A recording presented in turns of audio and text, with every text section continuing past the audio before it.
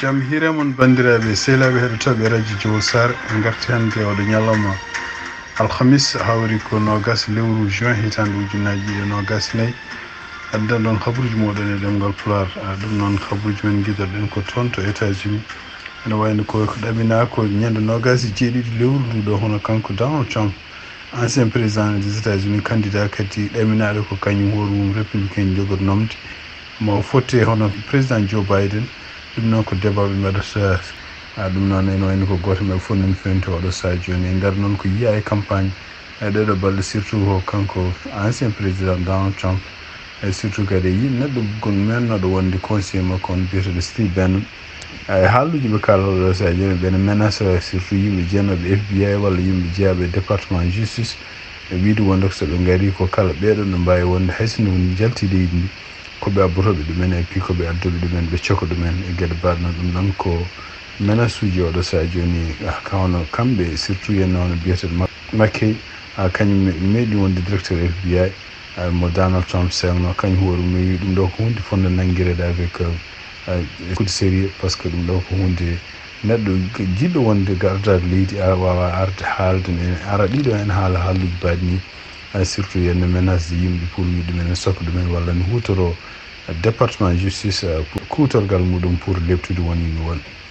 ko wawi wonde foof ene wayno ko ñande nogas jeeɗiɗi kanko Donald Trump e kanko président Joe Biden ɓe jogori fottude ɗum noon taw ko débat ko CNN waɗat ɗum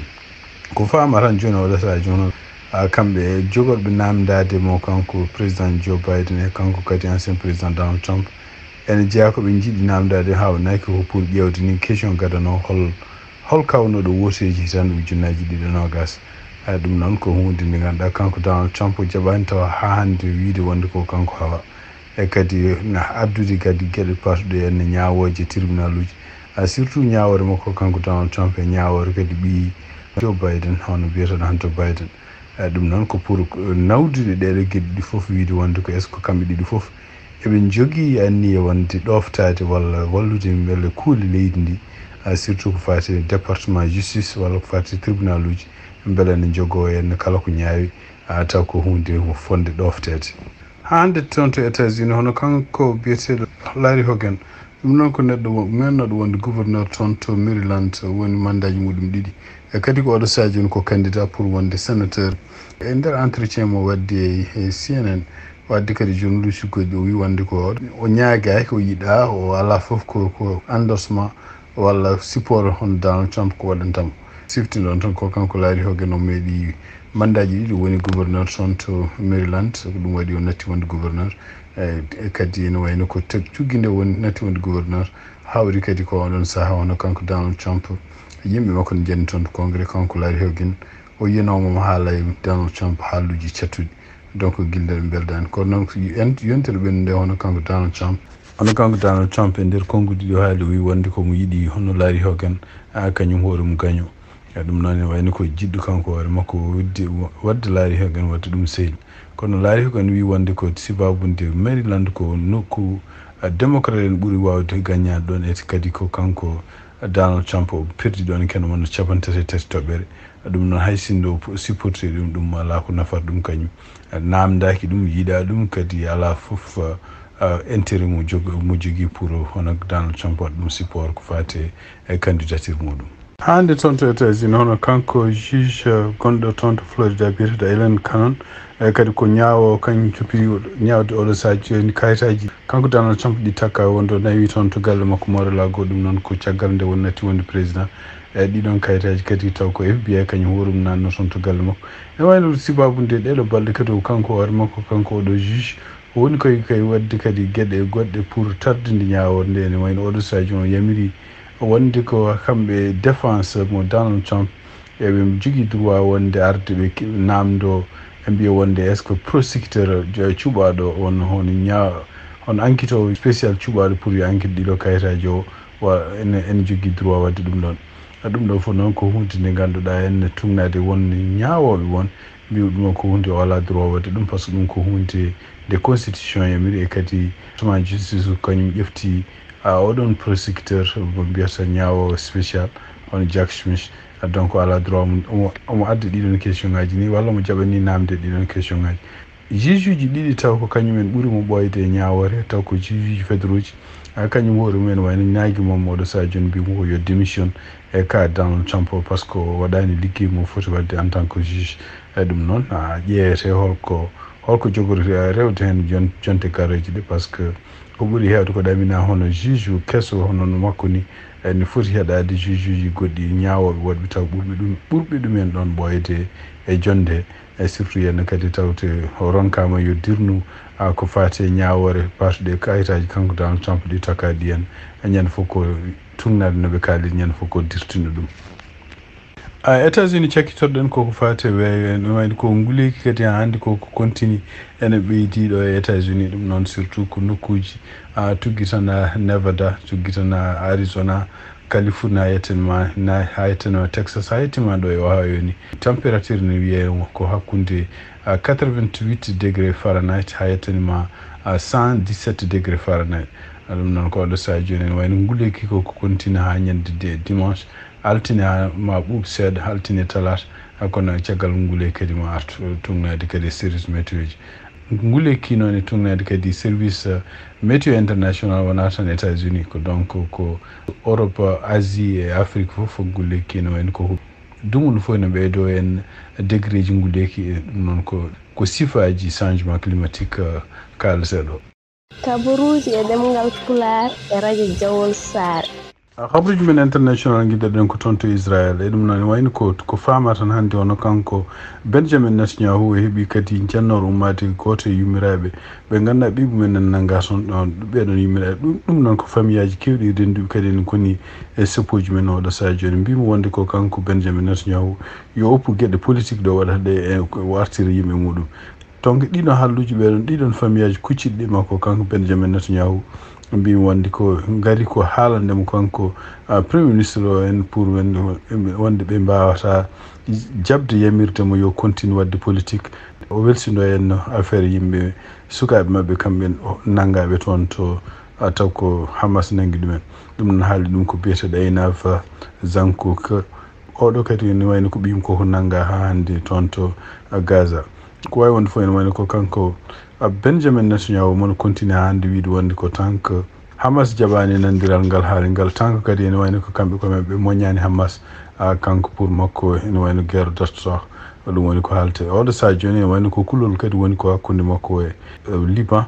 ɗum noon ko groupe goto gonɗo toon biyetete Hezbollah kañum hooruma e konngol gardiɗo ɗum Nasrallah wi wonde ko so tawi tan hande wonde ko kamɓe Israel ɓe continue wadde ko mbaɗata ko ene wayno ko kamɓe Hezbollah eɓe jogui hande doole ɓe mbawi wadde ɗe henna ene wayno ko Israel ma haawe ɗum noon ene wayno ko kamɓe mbawi hollude kamɓe kadi Hezbollah ni wonde ko photo ji walla vidéo ji ɗum noon ko drone aji mabɓe ɓe nelduno ɗum toon to Israel surtout no kolla gueɗe ɗe ganduɗa hen hay goto meɗen sikkude ɓe mbawi wadde ɗum sibabude radar uji Israel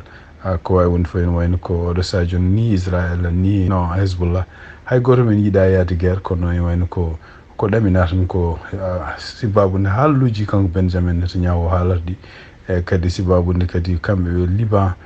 toon to Hezbollah e Israel nene continue tujire ene bellodir bomboji awnaki ko jogori wonde ko guerre ouverte gonɗo hakkude mabɓe kamɓe ɗeɗo leyɗele ɗiɗi habruji men international hande hono kanko Vladimir Putin hande o ñalli ko toon to Vietnam ɗum noon ko jillugol ngo waɗi ɗum noon ko jillugo waɗi toon e wiide makko hesɗitini cehilagal gonnogal hakkude Vietnam e Russie Vietnam e Russie noon meeɗi wonde sehilaɓe e kadi ene wayno ko kamɓe Russie oɗo saha joni kanko kadi Vladimir Putin koyɗe ɗe o yahatɗe oɗo koyɗe ɗe o yahatɗe fof ko waw yidde wawde barde États-Unis sabu yiyama ko sakiri ko États-Unis kañum hoore mum jogui cehilagal mawgal hakkude muɗum e Vietnam ɗum noon kadi ummademo toon to Corée du Nord kadi ene wayno ko signodirde Corée du Nord ko wiyete ene nanodiral ngal ɗo nanodiral wiide wonde ko so tawi Corée yanama kamɓe Russie koɓe walloɓe walla so Russie yanama kamɓe Corée ko walloɓe e kadi famide wonde ko dumunaji ɓen ɗi fof hono kamɓe Corée du Nord awnaki eɓe nelda kaɓirɗe toon to Russie kaɓirɗe taw ko kaɓirɗe Russie wawi hutorade ko fate haare mum nde woni toon to Ukraine e kadi tuma wonde ko kambe Russie na be mbawi hutorade aussi militaire uji Corée du Nord so tawi tan kare mabbe hakkunde Ukraine continue e kadi ko be paami wonde yimbe gussim dum do fo en wayno ko gede de ganda en ko yidde barde États-Unis kono ko fama tan ko Chine tan wonno hawnaki garantie mabbe kambe Russie e kambe kadi Corée du Nord ko non yiyama ko sakiri ko hono Russie Chine kanyum worum ena dabbi jokkondiral mudum hakkunde mum e Corée du Sud yo yaaru yeso dum non sifti non Corée du Sud e Corée du Nord ko leydele didi de jinendira kadi ko leydel kanyumen fu gonno ko leydi gotiri donc en wayni ko dum no foko politique o faate jirondiral hakkunde kambe Russie e yimbe mudum e contre kadi États-Unis e yimbe mudum khabruji men tonto Mauritanie hono kambe seni dum non ko commission électorale nationale indépendante ko gomu laamu toppitiɗo ko faate rende walla wemnude élection ngaji tonto Mauritanie nder konngol makko kanko porte-parole nguɗon gomu biyeteɗo kanko biyeteɗo Mohamed Taqi wallah aladem o wi wonde ko oɗo sadio nen woni ko seni ene fewti no fewi holli ene fewti no fewi kadi oɗo sadio nen pari pour wurteji jaara yesso o wi wonde ene wayno ko sakiri ko en hono kamɓe seni ɓe mbawi rokkude liste électorale o e nder version ngaji muɗum ɗiɗi maro ɗem ɗiɗi a français et arabe ɓe dokki ɗum wonde ko candidat ji walla représentant ji parti ji en ɗum noon waɗi hen ko wiyete provisoire et définitif fof ɗum ɗo fof kadi no wayi ko wawde wallude kadi hono yimɓe ɓe ganduɗa jogorɓe wodde ɓe beele ne goota e dow neware e dow kadi deejre ɗum no fof ko ɗum waɗi won donc wiyande ko kala gueɗe ɗe mbaɗaɗe hen ko gueɗe ɗe kadi ma continue beele woteji garoji ɗi henene mbawa wonde woteji laaɓɗi e woteji leerɗi ɗi kadi taw caɗele ngala hen khabruji men international hande toon to France hono kanko président Sénégal Bachir Diomaye Faye o wawino hande joddade hono tolno makko hono président mo France Emmanuel Macron ɗum noon jonde mabɓe ɗen ko jonde bottaji e mbawi kadi yewtide gueɗe ɗe ganduɗa tugnade ko habruji gumri toon to Jeune Afrique gueɗe ɗe ganduɗa patuɗo en jokkodiral hakkude leydi Sénégal e leydi France e tugnade ko yaltitono hono kanko Bachir Diomaye Faye toɓɓe tati ɓe poti haalde ɗum kanko président Emmanuel Macron e kanko président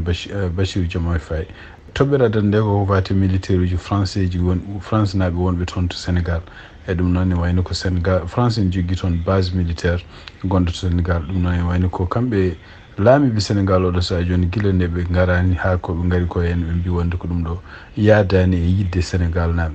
pour ɗiɗo militaire ji gonɗon et surtout kanko konngol makko kanko Ousmane Sonko gonɗo premier ministre mo Sénégal toɓɓere adande ko fate ene ñamale Sénégal jogui taw ko France ene foti yobde ɗum won société goto France taw ko France jeeyi ɗum wiyete ko Eiffage ene wayno ko France wi wonde ko Sénégal no foti yobde France ken won temedere capanɗe joyi million ɗum noon ko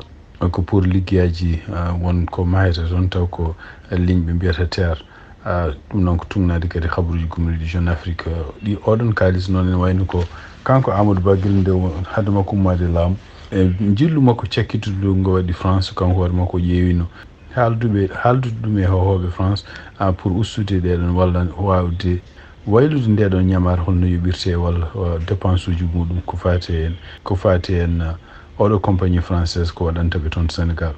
kono e wayno Amadou Ba gasnani ɗum ko ɗum waɗi joom Faye kañum Bachir Diomaye Faye kañum hoorem ko ɗum yiiɗi wadde joni ƴewde beele ne ƴeewa hol beele ɓe nanodir beele kalisaji no joɓirte walla ko Sénégal ko foti yobde ɓe ko fate ɗiɗo liggueyaji beele ne usto donc ɗum woni toɓɓere mabɓe ɗiɗo ɓe toɓɓere ɗe tati ɓerde nde noon koko fate surtout Sénégal jiiɗi ko wonde indépendant ko fate kalisaji surtout kalis franc CFA holno ɗum ɗon kadi wawirte surtout kalis franc CFA taw ko France jogui ɓuuri jogade hen intérêt muɗum donc ɗum woni toɓɓe tati ɗe ɓe foti haaldude toon to France hakkude makko kanko Bachir Diomaye Faye e Emmanuel Macron toon to Gabon hono gardiɗo laamu transition gonɗo toon hono biyeteɗo Brice o liggi guema o wawi wadde lawol e yimɓe ɗiɗo taw ko yimɓe ko frère uji makko ɗiɗo fof gonno koye gouvernement hen goto gadanowo ɓe mbi ko wonde ko kañum hoore mum wayno sekama e poste muɗum o wonno ardino ko mbiyata section d'intervention spéciale ko groupe parachutiste en wayno kañum hoore mitama ɗon place donc ɓe mbatti ɗon capitaine biyeteɗo Ngeba Choba goɗɗo e kadi ko hande ko bandi ko frère makko on kañum ne wayno wonno ko poste kañum wonno directeur général du budget et finance publique kañum hoore tungnade kadi tungnade hande e Gabon revue wi wonde ko kanko Aurélien Marcel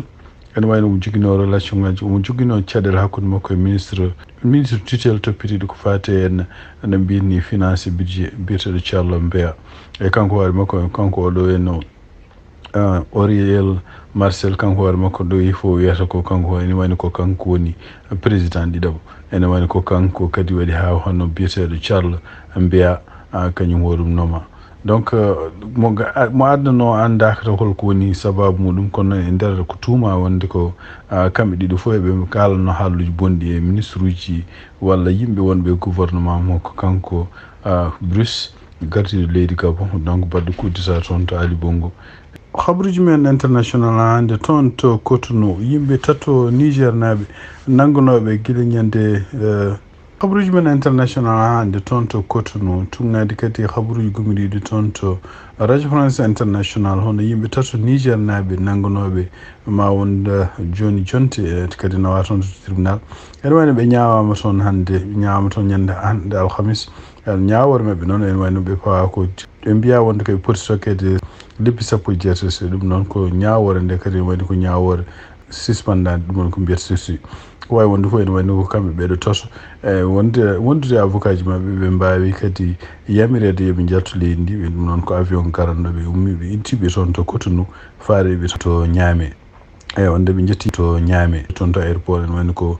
premier ministre mo Niger kañum jaɓɓiɓe toon to aéroport e kadi wonde e kikiɗe kadi ene wayno ɓe mbawino kadi fottute gardiɗo leydi toon to Niger hono Abdourahmane Tiane kadi o wawi ɓe mbawi yewtidde ko fate en gueɗe ɗe ganduɗa holko nanguiɓe toon nde ɓe gummoto toon to Cotonou noon ɓe gummidi toon koye gardiɗo ɗiɗaɓo compagnie chinoise biyeteɗo Wapco e kañum kadi e yimɓe muɗum ɓe liggoto ɗum donc ɓe gummi toon kam fof ɓe joola avion ɓe payta toon to Niamey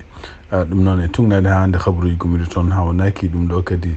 sawde kamɓe Benin naɓe ɓe mbawi oppude ɓeɗo tato kadi ɗum ɗo kadi ma hawnaki ma ɓeydu wallude ɗeɗo leyɗele ɗiɗi ubbudi kadi uure wonnode hakkude men par ce que oɗo dumunno fof en wayno ko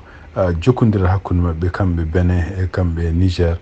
koko ɓeyduno bonde cakkitorɗen habruji men international ko toon to Tunisie ɗum noon ko toon to wuuro wiyetego Zarzis wayno ko yimɓe ɗanniɓe taw ko ummiɓe leyɗele Afrique banggue ɗum noon ko ɗanniɓe ummiɓe Afrique subsaharienne ɗum noon ko mbiyata leyɗele ɓaleɓe ene wayno mbawino toon habde toon kadi goɗon wuuro ɗum noon ko min mbi ko goto jeeyaɗo e Cameroun e goɗɗo kadi jeeyaɗo to Libéria ko duho wonna hakkude men ha mbatti findirde labɓe ko wawi wonde fof ene wayno ko ngoɗo wuuro ko yimɓe hewɓe nan toon goni wuuro ngo kadi woni ko ma won hakke 80 kilométre hakkude muɗum frontiére mum hakkude Tunisie e Libye ngoɗo wuuro ko nokku mo ganduɗa en ko ɗon yimɓe hewɓe ɗannotto pour yaade toon to Europe e kadi oɗo saha joni ala no ɓe mbawi wadde par ce que yimɓe Tunisie naɓe ene wayno ko guila e laamu hay ko way noon tugnade kadi habruji ene wayno jiiɗaɓe kamɓe ɓeɗo e ko ummiɓe Afrique leyɗele baleɓe ɓe naata ɓe keewa koyɗe e nokkuji goɗɗi gonɗe Tunisie ɗum waɗi donc ɓe keddi e ngoɗon wuuro donc ngoɗo wuuro Zarzis woni ko kene woni 60 kilométre hakkude de frontiére mabɓe hakkude mabɓe e Libye e kadi en wayno ko ngoɗo wuuro ko wuuro andirago ko ɗon yimɓe hewɓe ndewata pour natude Europe donc ene wayno ko ma wuuro lebbi joni koɓe goni ɗon e ngoɗo wuuro kadi ne wayno ko donc e tugnade kadi habruji goni toon sibabunde kamɓe Tunisie en jaɓɓodiral ngal ɓe mbaddi partenaire uji mabɓe Europe e wayno ko oɗo saha joni ɓe ndeni frontiére uji mabɓe no fewi e kadi ɓe ndeni nokkuji Tunisie fof no yimɓe hewɓe surtout ɓeɗo wonɓe oɗon nokku mbawa circulde hen donc ko jiida e basal ko jiida kadi haɗede wawde yillade wawde yiilade walla kadi wawde liggade ene wayno ko ñawuji kadi e caɗele goɗɗe gonɗiɓe toon kamɓe ɓeɗo yimɓe jeeyaɓe leyɗele Afrique ɓaleɓe wonɓe toon to Tunisie donc so haareji kadi janti hen ha koɓe gañodiri hen ɗum kadi ko caɗele goɗɗe tugnade hande journal bindaɗo toon to Radio France International bandiraɓe sehlaɓe heɗotoɓe radio Diawol Sare ko ɗiɗo habaruji jogon noon hannde ɗemgal pular siftinɗon toon hannde ko alhamis hawri ko nogas lewru juin hitande ujunnaji ɗiɗi nogas ne yan mbaali jaam ko musidɗo mon Amadou Tune haaldanama ha janggo kadi so Allah jaaɓi jarama.